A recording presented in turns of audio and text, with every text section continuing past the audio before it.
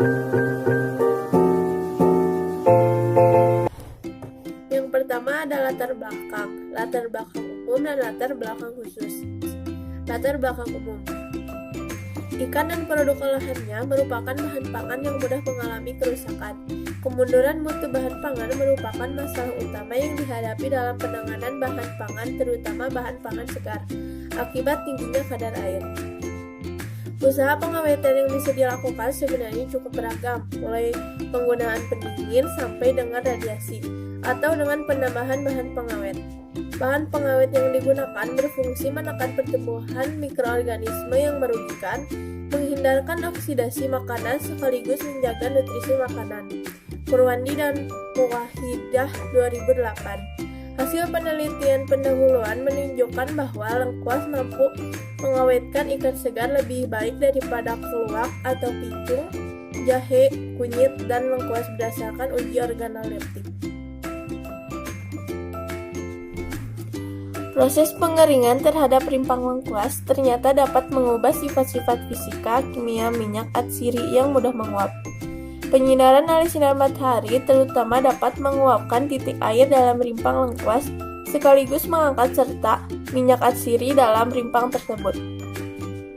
Selain itu, proses hidrodifusi, hidrolisis, dan derajat temperatur pada proses pemanasan juga berpengaruh terhadap jumlah dan kualitas minyak atsiri yang dihasilkan. Florencia 2012. Tujuan dari penelitian ini adalah mengetahui pengaruh kandungan senyawa pada lengkuas segar dan yang melalui proses pengeringan terhadap daya simpan ikan nila berdasarkan tingkat kesegaran ikan, jumlah bakteri, tumbuh, dan kandungan gizi pada ikan tersebut. Selanjutnya, latar belakang khusus. Pemilihan judul jurnal ini didasari oleh tema pada materi analisis proksimat dengan masing-masing subjudul yang berbeda pada setiap kelompoknya. Kelompok kami atau kelompok 7 mendapatkan judul analisis zat aditif. Komponen dari zat aditif yang kelompok kami bahas adalah zat pemanis, pewarna, penguat cita rasa, dan pengawet. Dari semua komponen tersebut diambillah tema untuk jurnal yang kami pilih, yaitu zat pengawet. Zat pengawet merupakan zat aditif yang ditambahkan pada bahan pangan untuk memperlambat proses pembusukan atau penurunan kualitas mutu bahan pangan. Banyak cara yang bisa dilakukan untuk mencegah atau memperlambat penurunan kualitas mutu bahan pangan, seperti penambahan pengawet buatan maupun alami, pendinginan, pengasapan, dan masih banyak lagi. Pada jurnal penelitian ini, lengkuas dikatakan dapat memberikan pengaruh terhadap sifat organoleptik dan daya simpan pada ikan nila segar. Berdasarkan pernyataan tersebut, dapat dilihat bahwa terdapat cara untuk mengawetkan bahan pangan berupa ikan nila dengan penambahan rimpang berupa lengkuas yang masih bisa dikatakan jarang diketahui oleh publik. Tujuan dari penelitian ini adalah mengetahui pengaruh kandungan senyawa pada lengkuas segar dan yang melalui proses pengeringan terhadap daya simpan ikan nila berdasarkan tingkat kesegaran ikan, jumlah bakteri yang tumbuh, dan kandungan gizi pada ikan tersebut. Yang ketiga ada rumusan masalah. Yang pertama, bagaimana pengaruh lengkuas terhadap daya simpan ikan nila segar. Yang kedua, kandungan zat apa saja yang terdapat dalam lengkuas. Dan yang terakhir, metode percobaan apa saja yang dilakukan. Yang keempat ada hipotesis. Penambahan lengkuas terhadap ikan nila segar diduga berpengaruh terhadap sifat organoleptik dan daya simpan dari ikan nila. Teori dasar 5.1 Ikan. Ikan didefinisikan secara umum sebagai hewan yang hidup di air, bertulang belakang, poikiloterm, yaitu hewan yang suhu tubuhnya kira-kira sama dengan suhu lingkungan sekitarnya, atau hewan berdarah dingin, bergerak dengan menggunakan sirip, bernafas dengan insang, dan memiliki gurat sisi, linea lateralis, sebagai organ keseimbangannya. Ikan yang segar adalah ikan yang baru saja diperoleh dari hasil penangkapan maupun budidaya dan belum mengalami proses pengolahan lebih lanjut.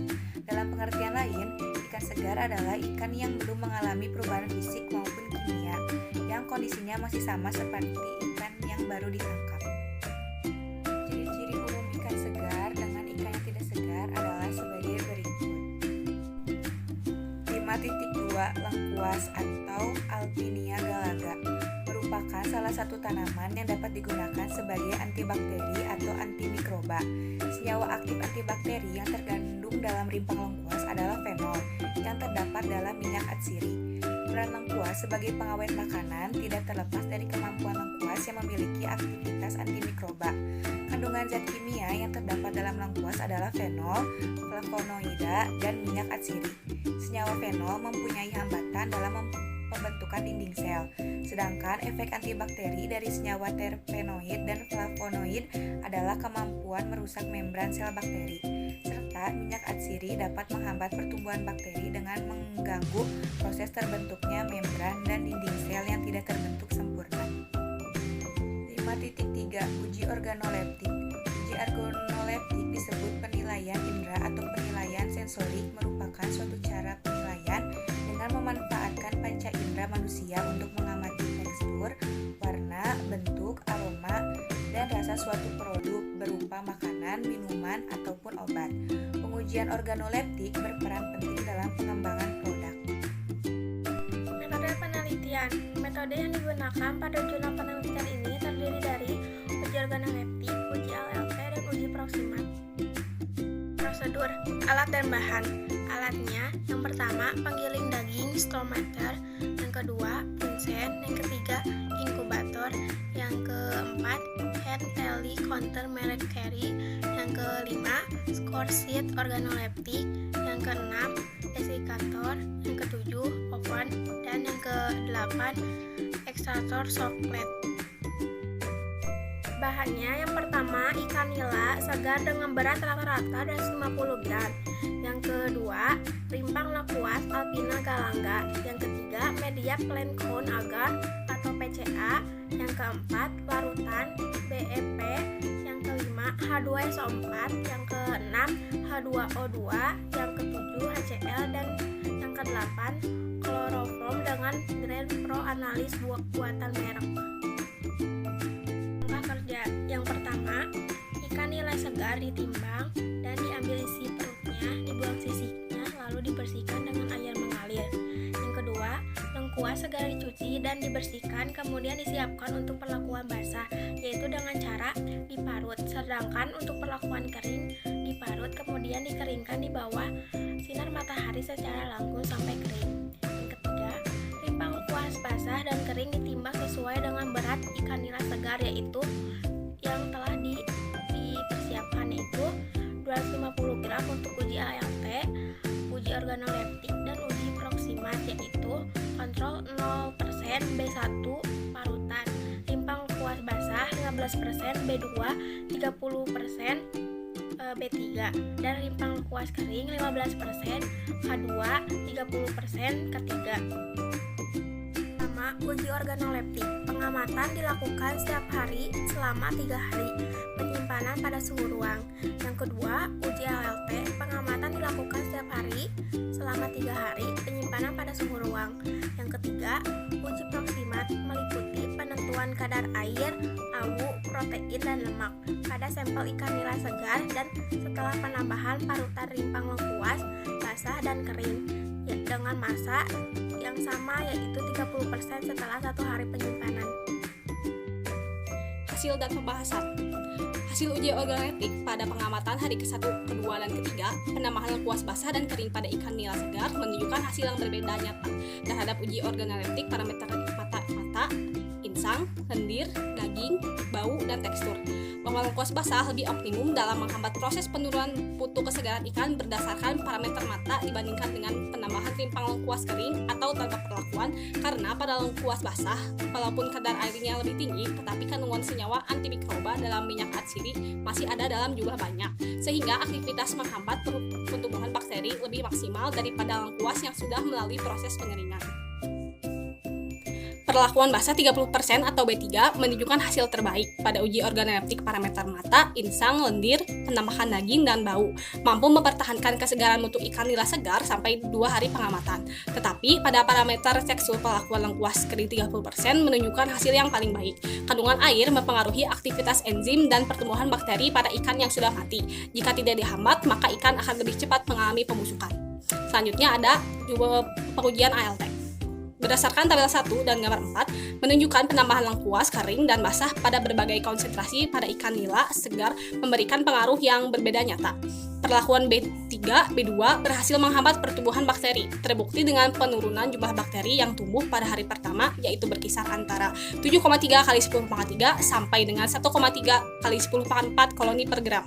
Mengalami peningkatan pada hari kedua dan ketiga, tetapi jumlah bakteri yang tumbuh masih lebih rendah dibandingkan kontrol B1 pada hari ke-0, yaitu 1,8 kali 10 pangkat 4 koloni per gram.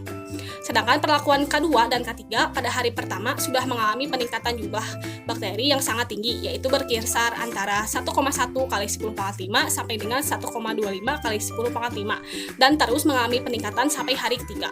Dari hasil pengamatan jumlah bakteri yang tumbuh pada setiap perlakuan sampai pada hari ketiga, walaupun bakteri yang tumbuh sudah banyak tetapi masih di bawah standar batas layak konsumsi ALT menurut SNI 012332 3 tahun 2006, yaitu 5 kali 10 pangkat 3 koloni per gram. Selanjutnya, analisis proksimat.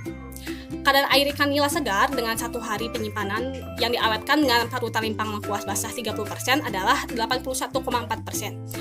Untuk lengkuas kering 30% adalah 75,02%, sedangkan pada bahan baku ikan nila segar mempunyai kadar air 76,34%. Peningkatan kadar air sampai sampel setelah perlakuan disebabkan adanya pengaruh penambahan lengkuas yang dapat menahan terbebasnya air terikat dengan cara menghambat pertumbuhan bakteri. Hal ini didukung oleh pendapat Aprianti 2011 dalam Janah 2014 bahwa peningkatan jumlah bakteri juga berkaitan dengan kadar air pada ikan. Pada penambahan bahan antimikroba dapat menghambat laju perombakan protein oleh bakteri yang mengakibatkan terurainya struktur protein yang terdampak terhadap terbebasnya air terikat. Hasil analisis kadar abu ikan nila pada penyimpanan 1 hari, perlakuan penambahan parutan limpang lengkuas basah dan kering 30% berkisar 1,4 sampai dengan 3,77%. Sedangkan pada sampel ikan segar mempunyai kadar abu 0,98%. Hal ini menunjukkan bahwa dalam abu tersebut mengandung garam-garam atau oksida-oksida seperti kalium, fosfor, natrium, magnesium, kalsium, besi, mangan, dan Cu. Dan unsur lain dalam jumlah yang sangat kecil seperti Al, Ba, Sr, Pb, Li, Ag, Ti, As, dan lain-lain. Kadar protein ikan nila dengan waktu penyimpanan 1 hari yang diawetkan dengan parutan limpang lengkuas basah 30% pada hasil pengamatan adalah 15,8% dan kering 30% adalah 17,55%. Sedangkan pada sampel ikan nila segar adalah 18,73%. Penambahan lengkuas pada ikan nila segar menyebabkan kadar protein pada ikan menurun yang disebabkan oleh aktivitas senyawa antimikroba pada lengkuas menekan laju kerusakan kadar protein.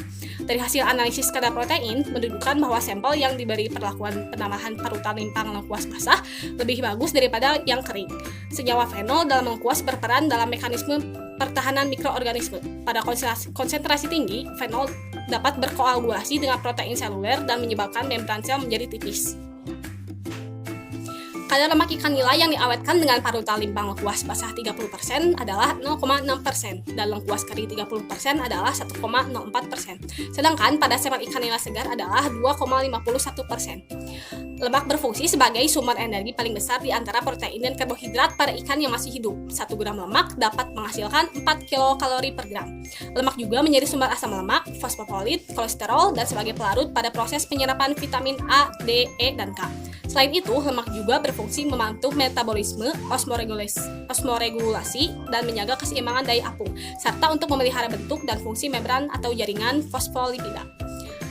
Kesimpulan, penambahan lengkuas basah dan kering menunjukkan hasil yang berbeda nyata terhadap tingkat kesegaran ikan nila segar selama penyimpanan 3 hari, berdasarkan uji organoleptik, uji mikrobiologi, dan uji kimia. Lengkuas basah lebih optimum dalam menghambat proses penurunan kesegaran ikan dibandingkan dengan limpang kering, karena adanya zat antimikroba yaitu fenol, flavonoid, terpenoid, asetokafisol, asetat, dan minyak atsiri pada lengkuas basah walaupun kadar airnya lebih tinggi. Tetapi, kandungan senyawa antimikroba dalam minyak atsiri masih ada dalam jumlah banyak, sehingga aktivitas penghambatan pertumbuhan bakteri lebih maksimal daripada lengkuas kering.